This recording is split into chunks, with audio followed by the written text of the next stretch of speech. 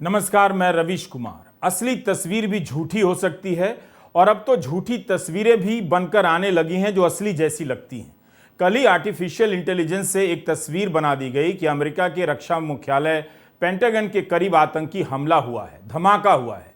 भारत के Republic channel ने इस तस्वीर को तुरंत ब्रेकिंग न्यूज की तरह दिखा दिया और प्रोफेसर माधव नलपट नाम के किसी विशेषज्ञ का फोन पर इंटरव्यू भी चालू कर दिया। भाई साहब तो धमाकों को लेकर ज्ञान ही देने लगे, 100 साल का इतिहास बताने लगे। आप सुनेंगे तो हंसते हंसते खटिया से उलट जाएंगे। चैनल कह भी रहा था कि हमारे पास कोई आधिकारिक पुष्टि नहीं है, तो फिर इसे ब्रेकिंग न्यूज की तरह दिखाने से पहले सोच समझ लेना चाहिए था। बाद में पता चल ही गया कि तस्वीर नकली है और आर्टिफिशियल इंटेलिजेंस से बनाई गई है। यह इस समय का बड़ा खतरा होता जा रहा है। हम आज के वीडियो में इसी पर जोर देना चाहते हैं कि यह तो नकली तस्वीर थी, लेकिन असली तस्वीर से भी झूठ की रचना हो सकती है। 22 मई को ही एक सच्ची तस्वीर के जरिए आपको गलत जानकारी दी गई। भारत के प्रधानमंत्री नरेंद्र मोदी दौरे पर ऑस्ट्रेलिया गए, इसलिए कहा कि वहां क्वाड की बैठक होने वाली थी। भारत, ऑस्ट्रेलिया, अमेरिका और जापान क्वाड के सदस्य हैं। अमेरिका और जापान ने बैठक रद्द कर दी। इसके बाद भी प्रधानमंत्री वहां गए। इस बात की आलोचना हो रही है कि जब कोई आधिकारिक काम नहीं है तब क्यों गए। ठीक है, गए तो गए, कभी कभी घूमने फिरने का भी मन तो करता ही होगा। लेकिन समाचार एजेंसी ANI ने जब ट्वीट कर दिया कि प्रधानमंत्री मोदी की ऑस्ट्रेलिया में आगवानी करने के लिए ऑस्ट्रेलिया के प्रधानमंत्री अल्बनीज एयरपोर्ट पर आ गए। अब इस पर ट्विटर पर ही कई लोग लिखने लगे कि ऑस्ट्रेलिया के प्रधानमंत्री नहीं हैं। इस हंगामे के 36 मिनट बाद ANI ने एक दूसरा ट्वीट कर दिया और लिखा कि भारत में ऑस्ट्रेलिया के राजदूत ने प्रधानमंत्री की आगवानी की, प्रधानमंत्री अल्बनीज ने नहीं की है। कायदे से जब संशोधन कर दिया गया तब प्रधानमंत्री वाली ट्वीट को डिलीट कर देना चाहिए था, मगर अब भी वो वहां पर मौजूद है जिस वक्त हम रिकॉर्ड कर रहे थे। जो जानकारी गलत है, अगर गलती से भी डाली गई है और लोगों ने बता दिया है, आपने मान लिया है, खुद ANI ने संशोधन भी किया, तब इस ट्वीट को हटाने में क्या दिक्कत थी। दरअसल अब झूठ बोलने का साहस सच बोलने के साहस से बड़ा है और महान हो चुका है। वैसे भी हमारे समाज में अनैतिकता को जितनी नैतिक शक्तियां और सामाजिक शक्तियां प्राप्त हैं, उतनी नैतिकता को नहीं। पिछले कई साल से झूठी तस्वीरों के जरिए आपकी सोच को प्रभावित करने की कोशिश की जाती रही, तो आपके लिए यह नया भी नहीं होगा। आपको सोचना यह है कि एयरपोर्ट पर कौन आगवानी करने आया, कैसे आगवानी हुई। अगर दुनिया की कूटनीति इसी से बदल जाती तो क्या ही बात थी। कुछ संदर्भों में इसका महत्व होता है, मगर अब यह इतना हो चुका है भारत में कि शक होता है कि आगवानी से कोई बड़ा संदेश निकलता भी है।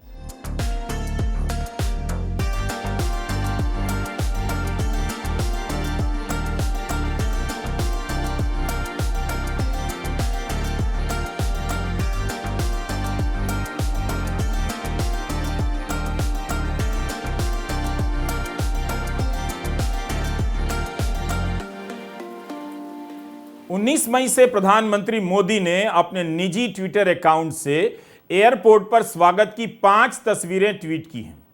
इनमें उनका स्वागत किया जा रहा है, कोई ना कोई आगवानी कर रहा है। हमने अन्य देशों के प्रमुखों के निजी ट्विटर अकाउंट देखे।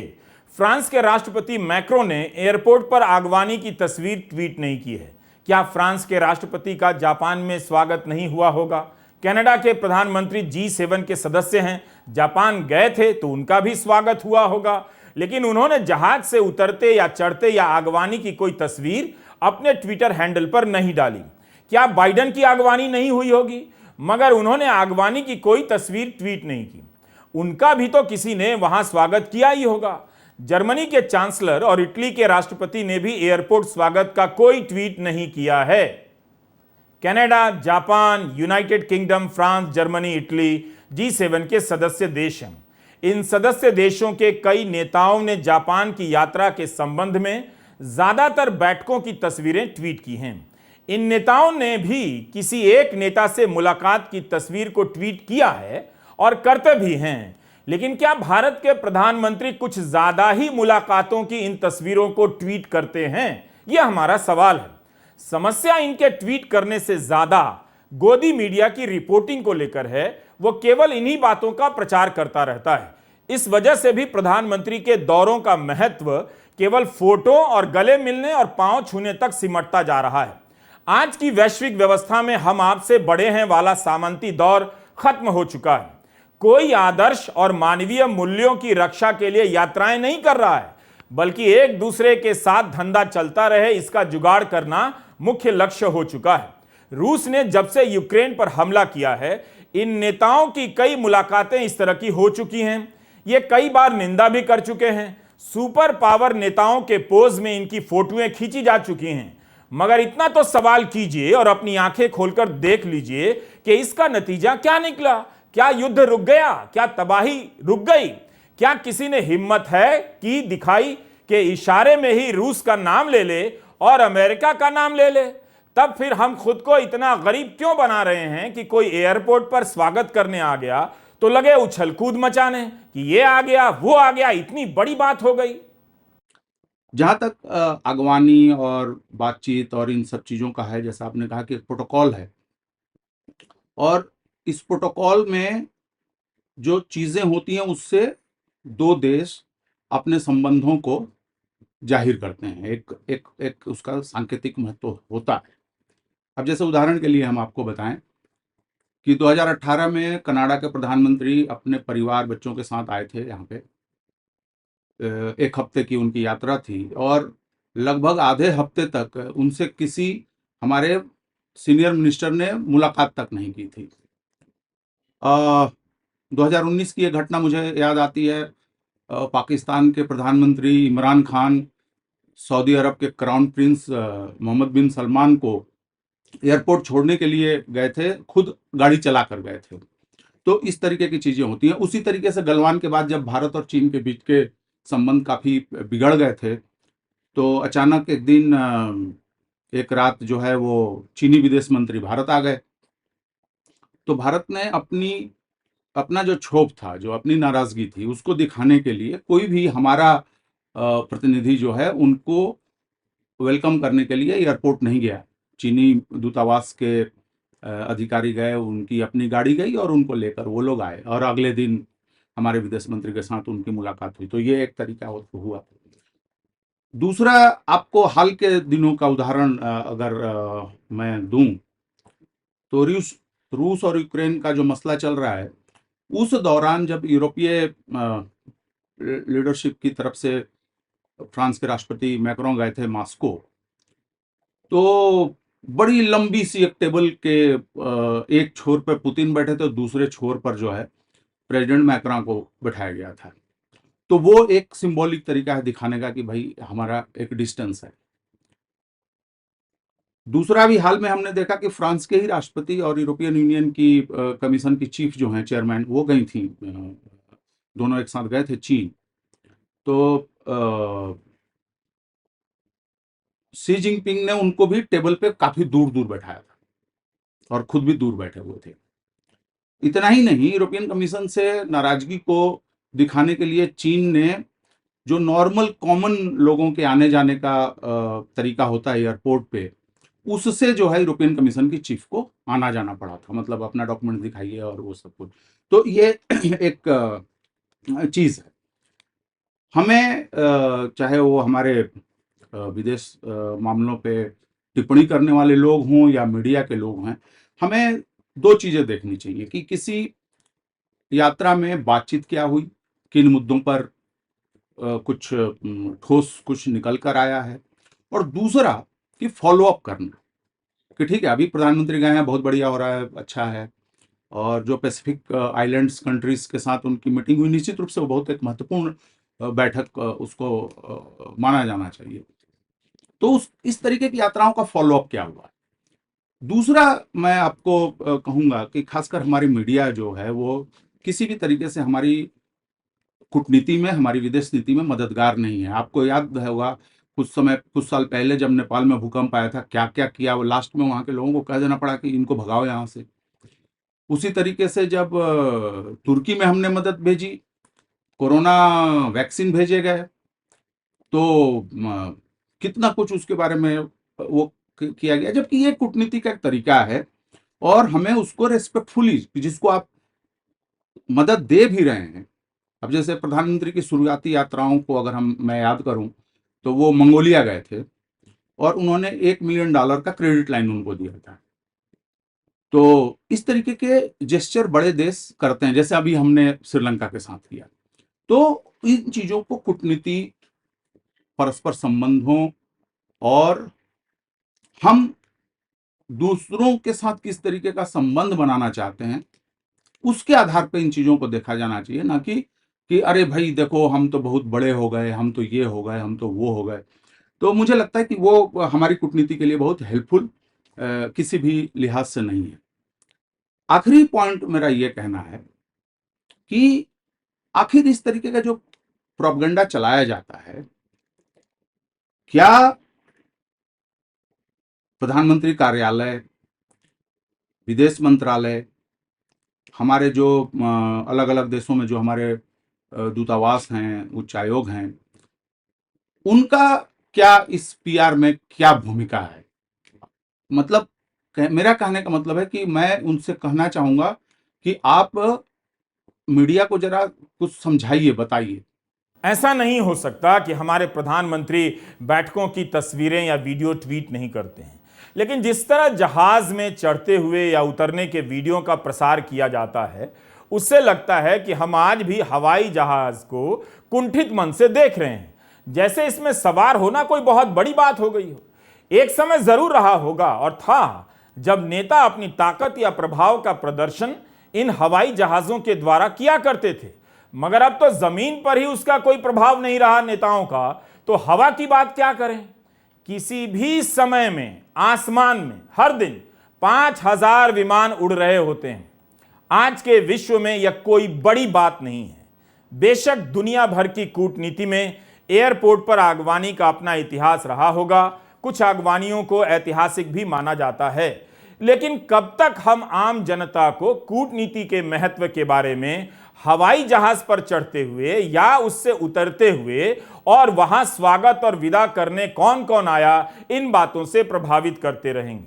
क्या एयरपोर्ट पर किसी की आगवानी पूरी यात्रा में इतना महत्व रखती है? राष्ट्र प्रमुखों के स्वागत का हर देश का अपना प्रोटोकॉल होता है। कई बार इस प्रोटोकॉल को तोड़ दिया जाता है। इनका टूटना भी अब कोई बड़ी बात नहीं। इतनी बार ये घटनाएं घट चुकी हैं कि अब इसका खास महत्व नहीं रहा। आगवानी को सामान्य शिष्टाचार से ज्यादा नहीं समझा जाना चाहिए। मोदी राज के दौर में आगवानी को लेकर प्रोपेगेंडा की ऐसी ऐसी बागवानी की जा रही है जिससे लगता है कि दुनिया भर में केवल भारत के प्रधानमंत्री की एयरपोर्ट पर आगवानी होती है, बाकी तो ऐसे ही अपने विमान से उतरकर सूटकेस उतारकर टहलते हुए हवाई अड्डे से बाहर निकल जाते हैं। भारत एक बड़ा और महत्वपूर्ण देश है। इसके राष्ट्र प्रमुख के दौरों को इन तस्वीरों में सीमित करने का प्रयास अच्छा नहीं है। ऐसा नहीं है कि हवाई जहाज पर चढ़ने और उतरने की प्रथा प्रधानमंत्री मोदी ने शुरू की, लेकिन इनके कार्यकाल में इसका इस्तेमाल कुछ ज्यादा ही दिखाई दे रहा है। उसको उस पर खुल के बहस होनी चाहिए, लेकिन वह किसी पार्टी विशेष, सरकार विशेष के एजेंडे के हिसाब से वो बहस सिर्फ नहीं हो सकती और नहीं होनी चाहिए। और उन्हें, सरकार को भी और जो सत्तारूढ़ दल है उसको भी ये सोचना चाहिए कि वो जिस तरीके से एजेंडे को रख रहा है अपने इंडियन पॉपुलेशन के सामने, तो वो पूरे उस तरीके से क्यों नहीं रखता। मान लीजिए कि एक मैं एग्जांपल दूं, पिछले 1 साल से 1.5 साल से हल्ला हो रहा है कि हम रूस से बहुत सस्ता खरीद रहे हैं। यह भी हल्ला हो रहा है कि हम उसको हमारी कंपनियां जो खरीद रही हैं उनको प्रीमियम प्राइसिंग करके जो है यूरोप और अमेरिका को बेचा जा रहा है और अच्छा खासा मुनाफा हो रहा है।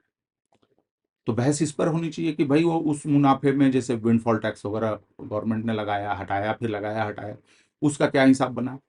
दूसरा ये होना चाहिए कि उसका लाभ भारतीय कंज्यूमर को क्यों नहीं मिला, जबकि आपको ध्यान होगा कि पीछे इतना ज्यादा इन्फ्लेशन था।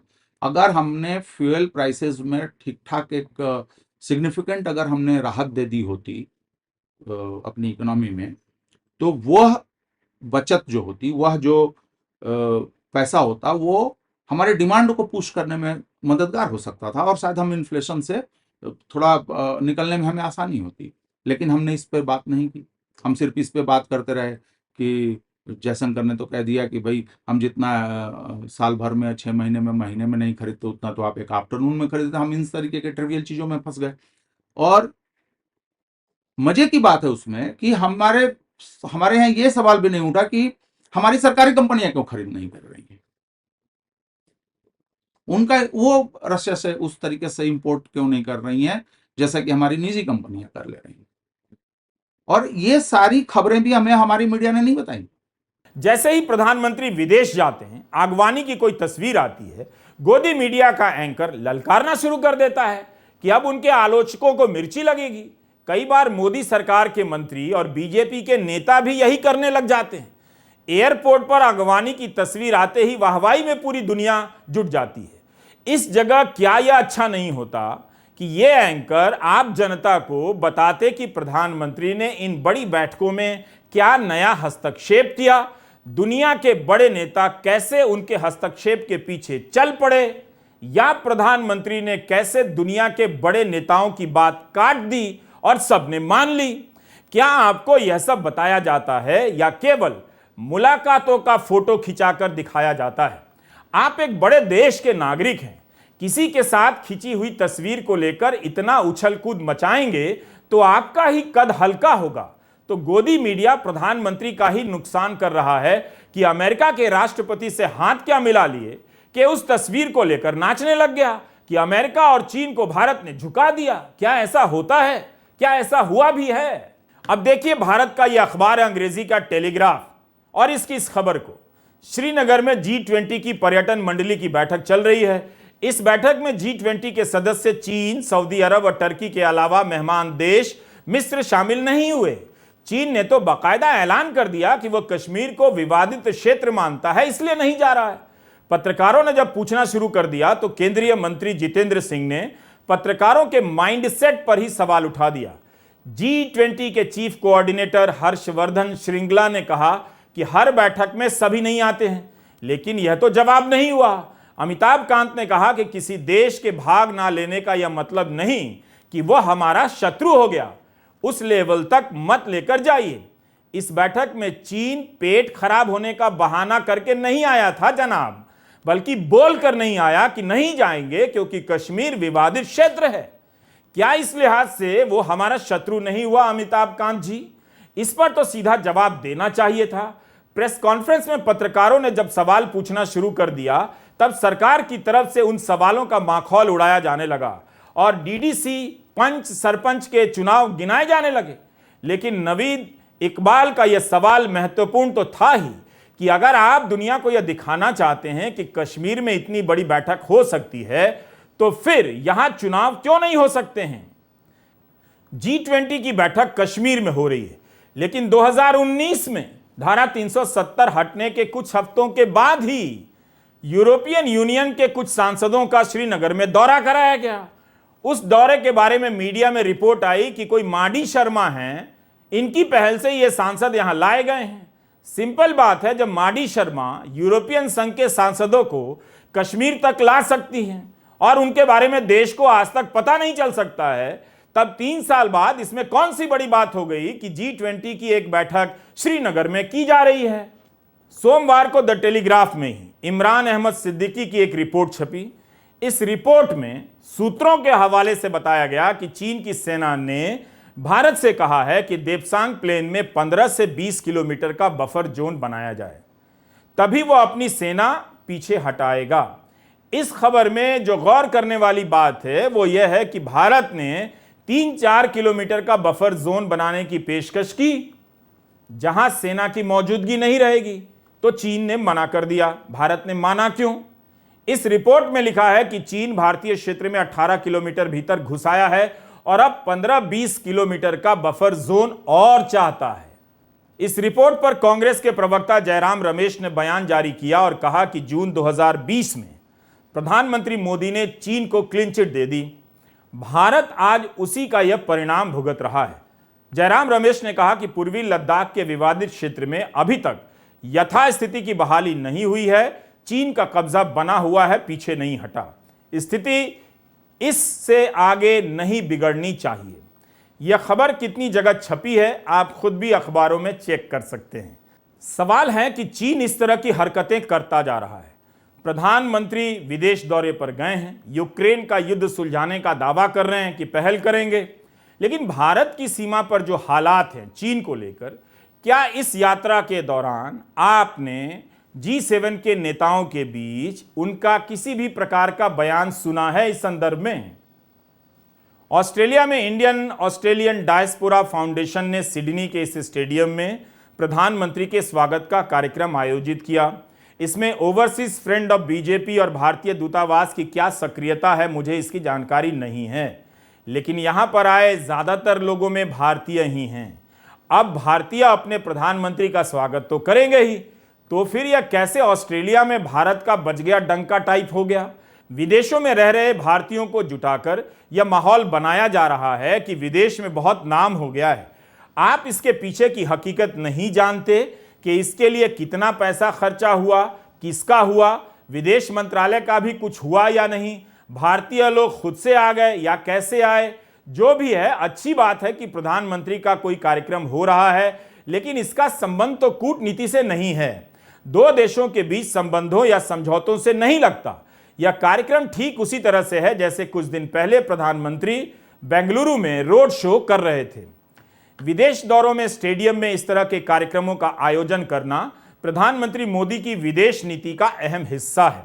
दरअसल इसे विदेश नीति का हिस्सा कहना ठीक नहीं रहेगा। विदेशों में रह रहे भारतीयों को बुलाकर अपनी बात कही जाती है, उनकी बात नहीं सुनी जाती। वीजा से लेकर तमाम तरह की दिक्कतें होती होंगी, क्या इसके बारे में प्रधानमंत्री वहां कहते हैं कुछ? ऑस्ट्रेलिया के अखबार इन बातों को अब समझने लगे हैं। ब्लूमबर्ग टीवी ने भी अपनी रिपोर्ट में बताया है कि कर्नाटक में चुनाव हारने के बाद सिडनी के इस कार्यक्रम से मोदी अपनी छवि चमका रहे हैं। इस कार्यक्रम में ज्यादातर भारतीय मूल के ऑस्ट्रेलियाई लोग हैं। मोदी के प्रशंसक चार्टर्ड फ्लाइट से मेलबर्न से सिडनी आए हैं। द संडे मॉर्निंग हेरल्ड की यह रिपोर्ट देखिए, साफ लिखा है कि इस साल के शुरू में ऑस्ट्रेलिया के प्रधानमंत्री अल्बनीज जब अहमदाबाद क्रिकेट स्टेडियम में मैच देखने गए तो उसका संबंध विदेश नीति या क्रिकेट से कम था, प्रोपेगेंडा रैली से ज्यादा था। बुधवार की रात सिडनी में ऑस्ट्रेलिया के प्रधानमंत्री अल्बनीज और भारत के प्रधानमंत्री मोदी सिडनी के इस स्टेडियम में नजर आए।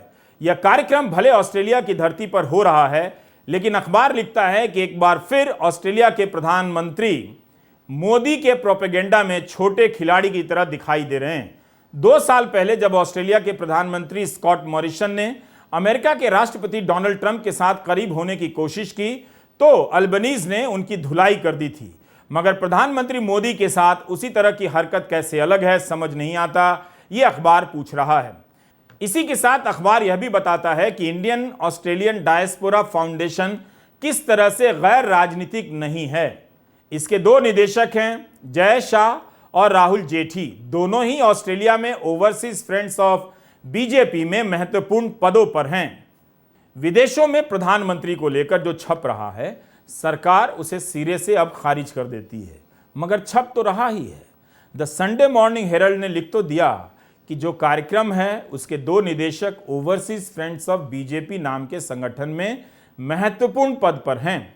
यह बालेश धनखड़ है, प्रधानमंत्री मोदी का स्वागत कर रहा है। 2014 में यह ओवरसीज फ्रेंड ऑफ बीजेपी में महत्वपूर्ण पद पर था। 2014 की जीत के जश्न के इस पोस्टर में इसका भी नाम है। सोचिए यह कितना महत्वपूर्ण रहा होगा कि इसकी तस्वीर प्रधानमंत्री मोदी से लेकर तमाम बीजेपी के नेताओं के साथ है। इसी बालेश धनखड़ को ऑस्ट्रेलिया की अदालत ने 5 कोरियाई औरतों के साथ बलात्कार करने के मामले में सख्त सजा दी है। ओवरसीज फ्रेंड्स ऑफ बीजेपी ने इस कृत्य की निंदा की है और कहा है कि यह शख्स पहले ही संगठन से अलग हो गया था, लेकिन एक समय तो था ही, तभी तो प्रधानमंत्री के इतने करीब पहुंच गया। जुलाई 2018 तक वह इससे जुड़ा रहा। तो जो आप विदेशों में भारत का नाम देख रहे हैं उसे ठीक से देखिए।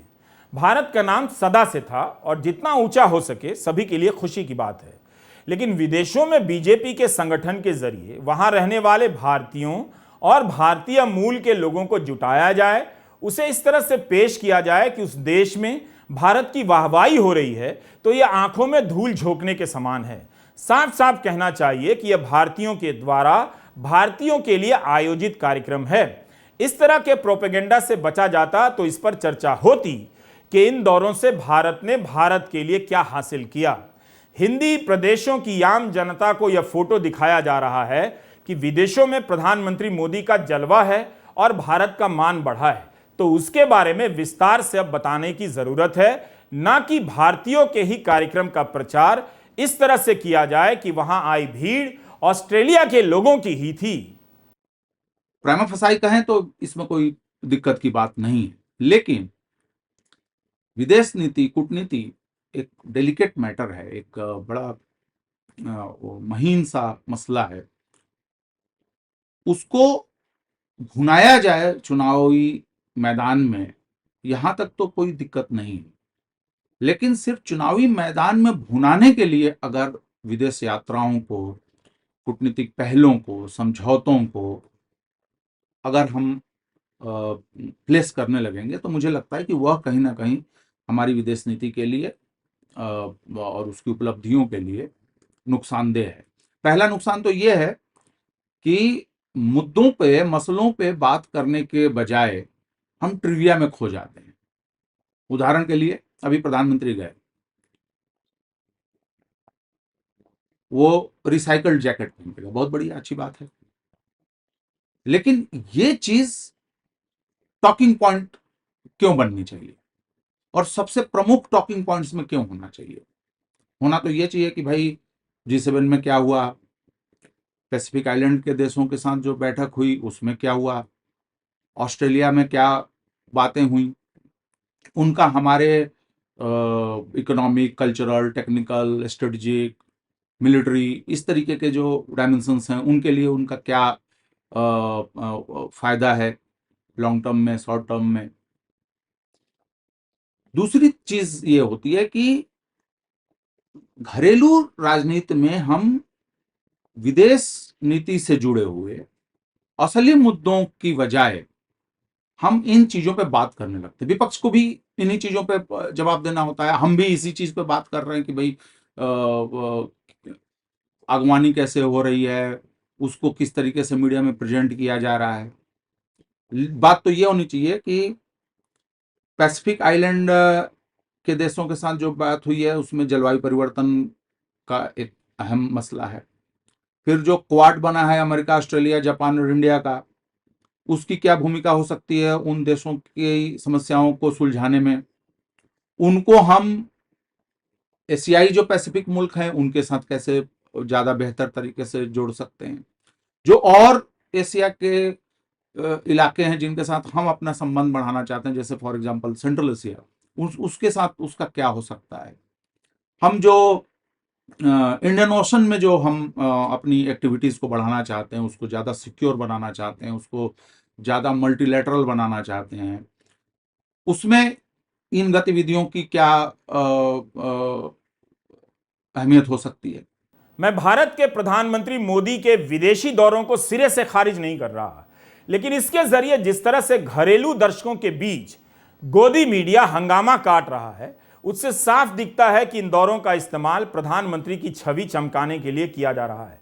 द संडे मॉर्निंग हेरल्ड ने लिख भी दिया है कि इस कार्यक्रम के असली दर्शक तो भारत के हैं, इसलिए भारत के कई चैनलों ने अपने संवाददाताओं को वहां भेजा है। अब इसका घनघोर कवरेज होगा तो आम जनता हतप्रभ रह जाएगी कि विदेशों में प्रधानमंत्री मोदी का इतना जलवा है, जबकि वहां मौजूद ज्यादातर लोग भारतीय ही हैं। गोदी मीडिया कब तक फोटो और स्टेडियम में आयोजित रैलियों के सहारे चिल्लाता रहेगा और आपको झूठा दिलासा दिलाता रहेगा कि विदेश में भारत का बज गया डंका। इतने समय में तो वह इन दौरों के हासिल के बारे में विस्तार से बता देता, मगर उसकी घोर कमी दिखाई देती है। अगर इसकी चर्चा होती भी है तो वो पीछे रह जाती है। आपको याद होगा कि अमेरिका के एक शहर टेक्सास के एक स्टेडियम में प्रधानमंत्री मोदी ने ट्रंप के लिए प्रचार कर दिया। हाउडी मोदी को लेकर भारत के चैनलों में कितनी धूम मची थी। वहां तो उत्साह में प्रधानमंत्री ने कह दिया कि अब की बार ट्रंप सरकार। यह पहला मौका था जब भारत के प्रधानमंत्री किसी दूसरे देश के नेता का चुनाव प्रचार करने चले गए। आप याद कीजिए उस आयोजन को लेकर कितना हंगामा पीटा गया। ट्रंप चुनाव हार गए, लेकिन क्या इस आयोजन का भारत और अमेरिका के राजनयिक संबंधों में कोई भी मुकाम है? अगर है तो इससे क्या निकला? जिससे भारत को फायदा हुआ हो, कोई बताए तो मुझे भी बहुत खुशी होगी। इस तरह के कई कार्यक्रम प्रधानमंत्री मोदी ने विदेशों में किए हैं, वो कर रहे हैं। 24 को ध्यान में रखते हुए विदेश नीति से संबंधित इस तरह के कई जलसे किए जाएंगे। आप फर्क नहीं कर पाएंगे कि इसका संबंध विदेश नीति से है या चुनावी राजनीति से, मगर इनसे भारतीय कूटनीति को क्या मिला, भारत ने क्या हासिल किया, क्या आप जानते हैं? इससे उनकी निजी छवि चमकाई गई या कूटनीति की दिशा बदल गई है? इन आयोजनों में किसका और कितना पैसा खर्च हुआ, यह भी एक जानने का प्रयास होना चाहिए। अगर आपको नया वाला समझ नहीं आ रहा है तो पुराना वाला ही पलटकर देखना शुरू कर दीजिए कि ऐसे कार्यक्रमों से देश को क्या मिलता है। नमस्कार, मैं रवीश कुमार।